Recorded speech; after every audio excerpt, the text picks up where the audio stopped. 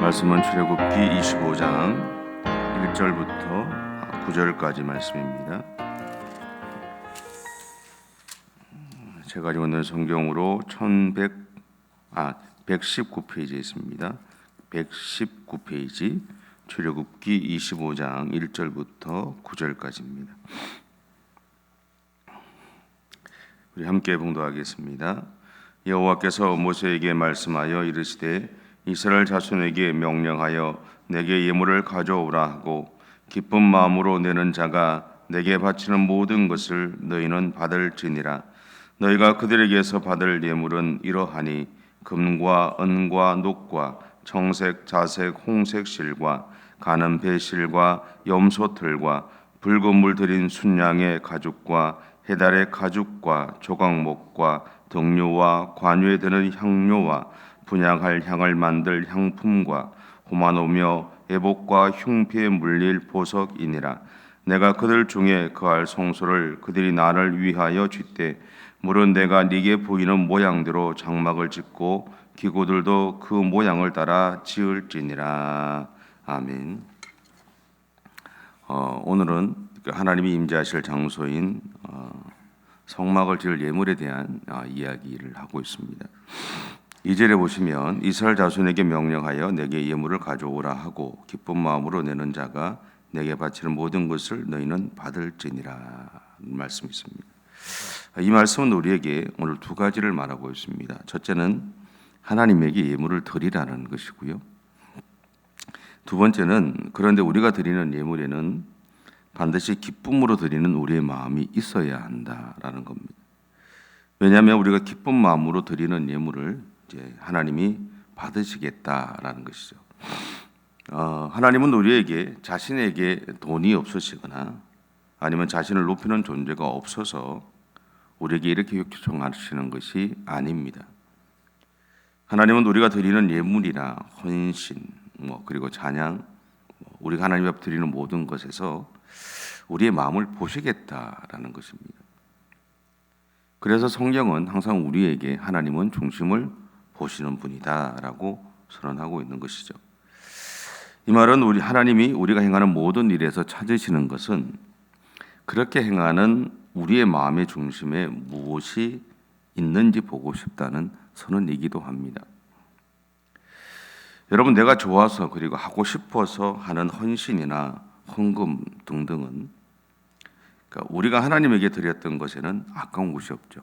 그런 마음으로 드렸던 것은. 좀 부끄러운 이야기를 하나 제가 이제 하려고 하는데 여기서만 듣고 비밀입니다. 그냥 여기서만 들으세요. 예전에 한 집사님이 저에게 그 부산에 있을 때 서울에 있던 교회 집사님이 그 가족들이 이제 가족들끼리 이제 선교 기금을 만들어서 선교사를 후원을 했었어요. 오랫동안. 오랫동안 후원을 하시다가 이분이 이제 어느 날 저한테 전화가 왔어요. 왜냐하면 전화 와서 하시는 이야기가 목사님, 저희가 이제 선교사님이 이제 은퇴를 하셔서 그 선교를 멈추게 됐습니다. 그러면서 잠깐 목사님을 좀 만나고 싶다고 얘기하시더라고요. 그래서 혹시 서울에 올라올 일이 있으면 한번 전화를 달라 그러시더라고요. 그 전화를 이제 드리고 갔죠. 갔더니 봉투를 하나 꺼내 놓으신 거예요. 그래서 그러면서 하시는 얘기가 뭐냐면 저희들이 기금을 정리하면서 이걸 어떻게 할까를 이제 하던 중에 이제 목사님에게 드리겠다라는 거죠. 그러면서 목사님이 목회를 하시면서 필요한 부분이 있으면 사용하시라고 이렇게 얘기를 하시더라고요. 보니까 1,000만 원이에요. 저는 목회를 하면서 그런 돈을 지금까지 그때도 처음이었고 지금까지 받아본 적이 없어요. 근데 받아본 적이 없던 사람이니 제 마음에 이렇게 욕심을 부리기도 했어요. 사실은. 근데 그 마음이 죄송해서 그 분에게 전화를 드렸어요. 죄송하다고, 제가 이런 마음을 품었었다고, 용서하시라고. 그랬더니 그분이 저에게 이런 이야기를 하시더라고요. 목사님, 저희들은 그것을 하나님이 목사님에게 드리라고 하셨기 때문에 전달했을 뿐입니다. 그러니 괜찮습니다. 그런 얘기를 하시더라고요. 그 이야기가 오히려 저에게는 더 큰 부담이었고, 그 이후부터 더더욱 이러한 부분에 대해서는 조심하고 있습니다. 그리고 저 또한 하나님이 저에게 마음을 주셔서 이제 누군가에게 그렇게 했을 때는 드리는 것으로 그냥 끝납니다. 더 이상 어떤 것도 기대하지도 않고 그냥 드렸으니 끝. 그렇게 살고 있거든요. 그렇다고 제가 막 흥청망청 쓴 거 아닙니다. 또 오해는 하지 마시고 그런 건 아니고. 근데 제가 갖고 있는 기준 안에서 제가 욕심을 냈었다라는 그 마음이 제 안에는 있었습니다. 없지 않았었어요. 어쨌든 그건 좀 부끄러운 이야기니까 여기서만 이야기하시고 비밀입니다. 어쨌든 이런 이유로 2절에서는 기쁜 마음으로 내는 자가 하나님에게 드리는 것을 하나님이 받으신다고 말합니다. 근데 여기서 말하는 이 기쁜 마음이라는 말을 다른 번역서들을 이렇게 살펴보니까 어떤 의미로 나오느냐면 기꺼이 자발적으로 그리고 즐거운 마음으로 그런 뜻으로 번역을 하고 있어요. 그렇다면 나는 오늘 기꺼이 자발적으로 그리고 즐거운 마음으로 하나님의 일을 하고 하나님 앞에 서 있을까요? 같은 의미로 출애굽기 35장 29절은 이렇게 말합니다.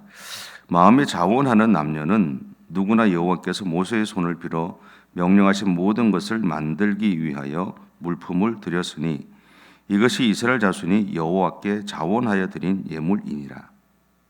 또한 역대상 29장 29절은 이렇게 말합니다.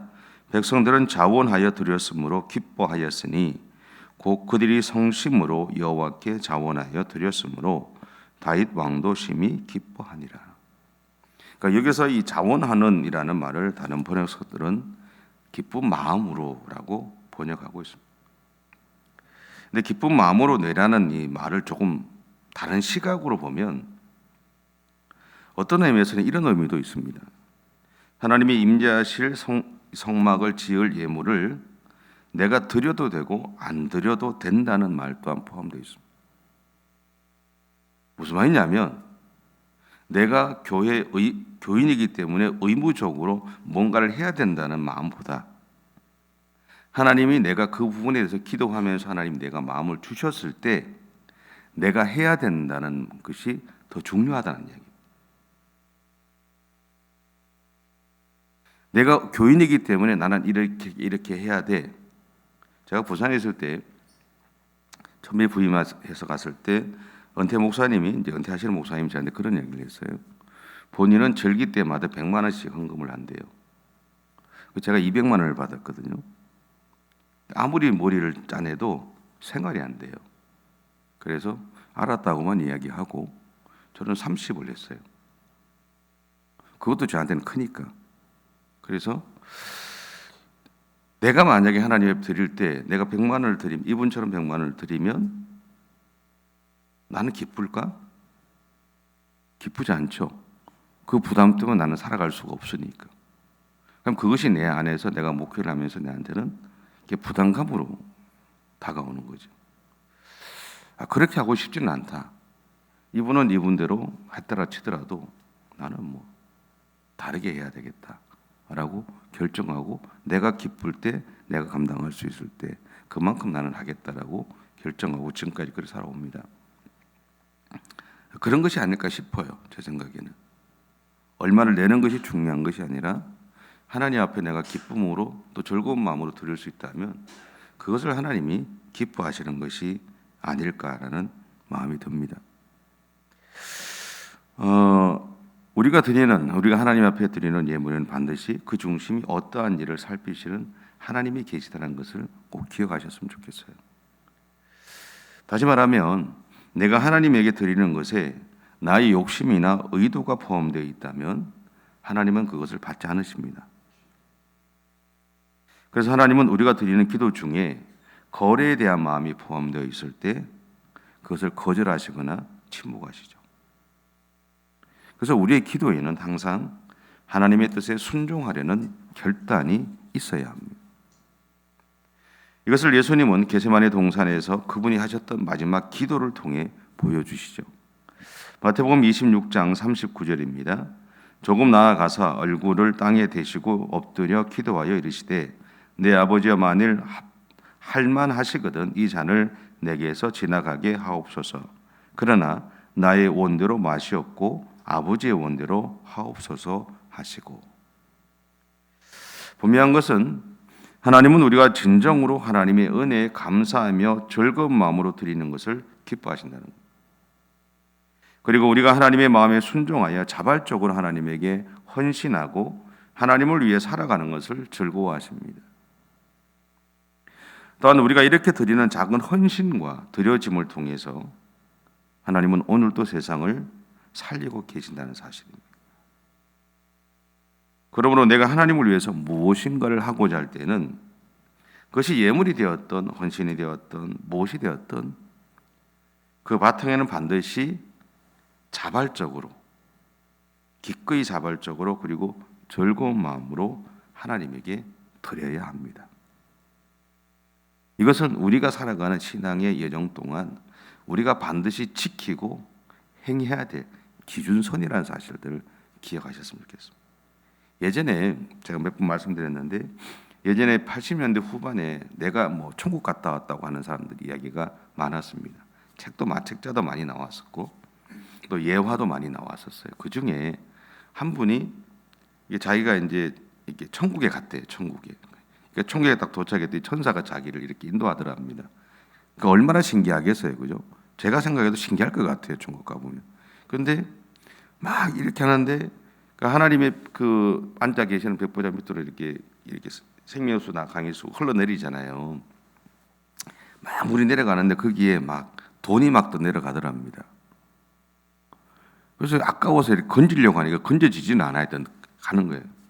또 차마 체면이 있지. 천국까지 가서 천사 앞에서 그걸 건져내겠습니까? 그죠? 그래도 우리가 좀 체면 있고 극이 있는 사람인데, 그러니까 이 사람이 물어본 거예요.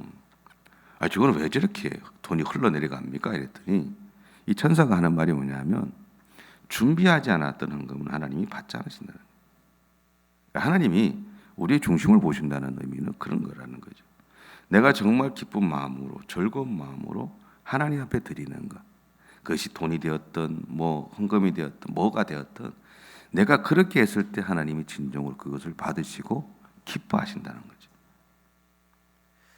여러분 오늘 하루를 살아가실 때 여러분의 삶의 현장에서 이러한 마음과 자세를 가지고 그것을 실천하며 살아가십시오.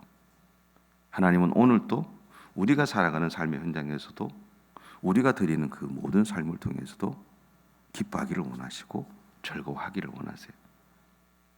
그러니까 내가 하나님 앞에서 어떤 마음을 갖고 살아가느냐, 그 중심에 무엇이 있느냐, 그것을 살펴보시는 하나님, 그리고 그것을 살펴보신 다음에 응답해 주시는 하나님, 그 하나님을 만나시는 오늘 하루의 삶이 되시기를 바랍니다. 기도하겠습니다. 사랑의 주님, 감사합니다. 우리를 사랑해 주시고 우리 가운데 함께 해주신 주님 감사합니다. 하나님이 우리를 향해서 진정으로 우리를 사랑해 주시고 전부를 내어주신 것처럼 우리 또한 정말 하나님 자발적으로 기쁨으로 하나님 앞에 우리의 것들을 드릴 수 있는 마음 또한 허락해 주옵소서. 때때로 우리 안에 욕심이 생길 때도 있고 여러 가지 의도가 포함됐을 때도 있습니다. 하나님, 그것을 우리가 연약하기 때문인 것을 고백합니다. 우리가 연약한 것 하나님 아시지요? 외면치 말아 주시고 기다려 주십시오. 우리가 다시 우리의 마음의 중심을 회복할 때까지 하나님, 그리고 우리가 하나님을 향한 마음을 회복했을 때 하나님, 우리의 삶 가운데 응답해 주시는 하나님, 우리의 삶 가운데 역사해 주시고 변함없이 우리를 지켜주셨던 그 하나님을 또한 경험하고 만날 수 있는 은혜들 또한 하나님 허락해 주옵소서. 주께서 오늘도 우리와 함께해 주실 것을 믿습니다. 주께서 오늘도 우리를 통해서 영광 받아 주실 것을 믿습니다. 그렇게 믿음의 길을 가는 우리 모두가 되어줄 수 있도록 하나님 역사해 주옵소서. 감사드리며 예수님의 이름으로 기도드립니다. 아멘. 하늘에 계신 우리 아버지, 아버지의 이름을 거룩하게 하시며 아버지의 나라가 오게 하시며 아버지의 뜻이 하늘에서와 같이 땅에서도 이루어지게 하소서. 오늘 우리에게 일용할 양식을 주시고 우리가 우리에게 잘못한 사람을 용서하여 준 것 같이 우리 죄를 용서하여 주시고 우리를 시험에 빠지지 않게 하시고 악에서 구하소서. 나라와 권능과 영광이 영원히 아버지의 것입니다. 아멘.